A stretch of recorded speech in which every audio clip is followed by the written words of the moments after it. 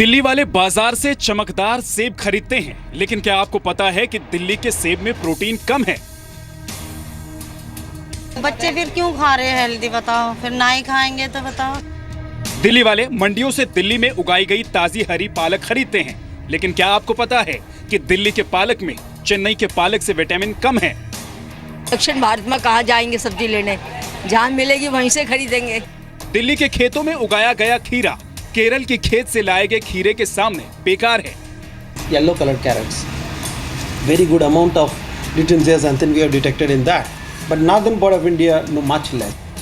चेन्नई वालों के पपीता, सेब, अंगूर और संतरा के सामने दिल्ली वालों के फल बेस्वाद हैं, न प्रोटीन है न विटामिन।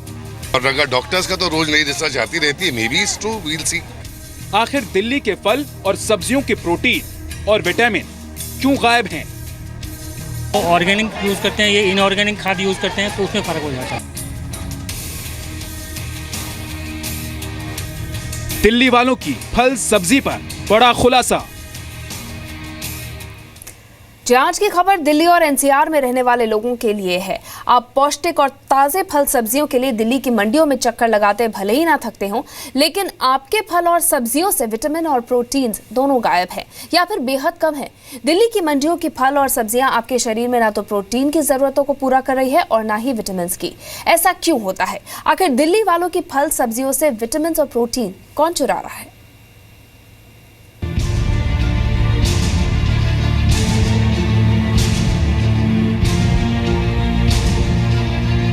दिल्ली की मंडियों में इन हरी सब्जियों को देखकर आप अपनी जेब जरूर ढीली कर देते होंगे, ये सोचकर कि ये हरी सब्जी और ये फल आपके शरीर में प्रोटीन विटामिन की कमी नहीं होने देंगे। लेकिन ऐसा नहीं है।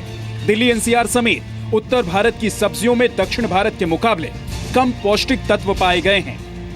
इस बात का खुलासा दिल्ली की ऑल इंडिया मेडिकल साइंस की रिसर्च में हुआ है। एम्स ने दिल्ली की आजादपुर मंडी और चेन्नई की सब्जी मंडी से 25 फलों और 75 सब्जियों के सैंपल का अध्ययन कर ये निष्कर्ष निकाला है। तो जब भी आप सब्जी खाएं तो ये जरूर याद रखें कि भले ही आप हरी सब्जी खा रहे हो, आप फल खा रहे हो, आप ये सोच रहे हो कि बहुत हेल्दी फूड है, लेकिन वो इतना हेल्दी नहीं है जितना आज तक आप उसे सोचते थे। एम्स के रिसर्च के मुताबिक सब्जियों में पालक, खीरा, गोभी और फलों में पपीता, सेब, अंगूर और संतरे में कैरोटेनॉइड सहित अन्य जरूरी तत्व का स्तर कम है। Predominantly in northern part of India, we have wheat eaters, as well as when you go south, you have predominantly rice eaters. So when we see the aging population, the amount of this macrocarotenoids are much lower in southern part of India.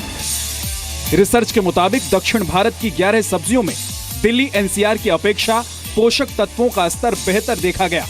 Delhi NCR की सब्जियों में carotenoid की मात्रा बेहद कम थी। ये सब्जियों का प्राकृतिक गुण होता है, इससे सब्जियों और फलों के पोषक तत्व का पता लगता है। धनिया और अमरूद में कैरोटीनॉइड की मात्रा बेहतर देखी गई। दक्षिण भारत और दिल्ली एनसीआर के आई बैंक में दान की गई रेटिना की गुणवत्ता को भी जांचा गया। इसमें दक्षिण के रेटिना बेहतर थे। पर्टिकुलर क्रॉप की जो वैरायटी है, उस वैरायटी के ऊपर भी चूँकि जीन का बड़ा इम्पोर्टेंट रोल होता है। और सेकंड चीज़ है कि सॉइल का क्वालिटी क्या है, तो सॉइल के हेल्थ के ऊपर भी डिपेंड करेगा कि वो किस तरह के उसका टेस्ट होगा, किस तरह के उसमें कंटेंट होंगे। इसी सर्वे के बाद ये दावा किया गया है कि दक्षिण भारत की सब्जियों और फलों में ज्यादा प्रोटीन और विटामिन होता है, जबकि दिल्ली एनसीआर समेत उत्तर भारत की सब्जियां कमजोर हैं। और अगर डॉक्टर्स का तो रोज नई रिसर्च आती रहती है, may be it's true, we'll see. तरीका दूसरा है उनका और यहाँ का तरीका दूसरा। अगर वो ऑर्गेनिक यूज करते हैं, ये इनऑर्गेनिक खाद यूज करते हैं, तो उसमें फर्क हो जाता है। रिसर्च तो रोज नई रिसर्च होती है। कभी डॉक्टर्स कहते हैं कि कैंसर बहुत हार्मफुल है, कभी कहते हैं कैंसर उतना हार्मफुल नहीं है। And new results we are going to find, but they are yet to be tested. Delhi में मुख्य रूप से फल और सब्जियां यमुना नदी के आसपास उगाई जाती हैं या फिर उत्तर भारत के राज्यों से मंडी में आती हैं। रूफी जैदी के साथ ब्यूरो रिपोर्ट, जी मीडिया। चलिए अब आंकड़ों के जरिए हम आपको दिखाते हैं कि दिल्ली एनसीआर और दक्षिण भारत के फलों और सब्जियों पर किए गए इस रिसर्च में आखिर निकला क्या है। दक्षिण भारत में जो सेब मिलता है उसमें कैरोटेनॉइड का स्तर जो है वो 0.6 पाया गया है, जबकि दिल्ली एनसीआर में मिलने वाले सेब में कैरोटेनॉइड का स्तर जो है वो 0.05 पाया गया है। वहीं दक्षिण भारत में मिलने वाले अंगूर में कैरोटेनॉइड का जो स्तर है वो 2.1 था। दिल्ली एनसीआर में जो अंगूर मिल रहे थे उसमें कैरोटेनॉइड का जो स्तर था, जो मात्रा थी, वो 0.8 थी।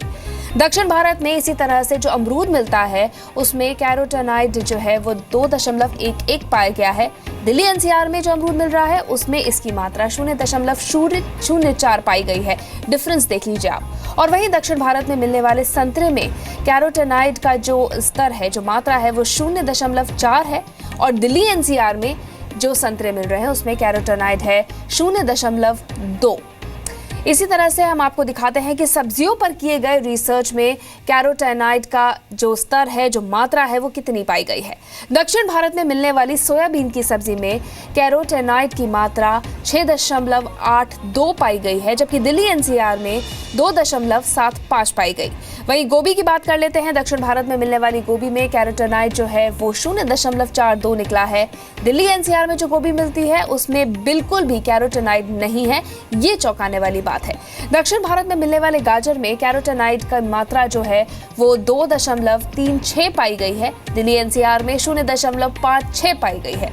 रोजमर्रा के खाने में अदरक का बखूबी इस्तेमाल होता है, मगर इसके आंकड़े भी चौंकाने वाले हैं। दक्षिण भारत में मिलने वाले अदरक में कैरोटेनॉइड की मात्रा 5.14 पाई गई है, जबकि दिल्ली एनसीआर में मिलने वाले अदरक में कैरोटेनॉइड की मात्रा 0.56 पाई गई है।